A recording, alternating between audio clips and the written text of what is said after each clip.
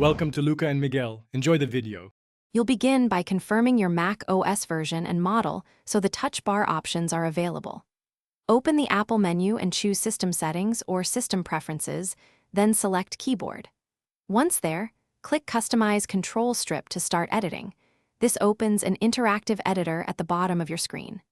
Make sure your fingers are free to press keys while you work, because you'll be dragging icons and testing responses immediately. This step places you in the exact interface needed to change touch bar buttons.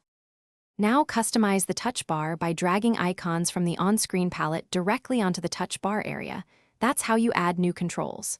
To remove a control, drag it off the touch bar until it disappears. This immediately updates the strip. Reorder buttons by holding and dragging them into position until the layout feels intuitive for your workflow. Once done, click Done or just tap elsewhere to save. Make sure to test media, brightness, and app-specific buttons to verify each control works as expected.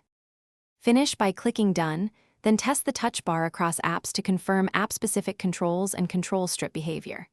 If the touch bar is unresponsive or shows incorrect icons, reset it. Open Terminal and run commands to kill and restart the control strip and touch bar agent, or reboot into Mac OS Recovery to reinstall if needed. As a simpler fix, restart your Mac or log out and back in. If hardware issues persist, make an appointment with Apple support.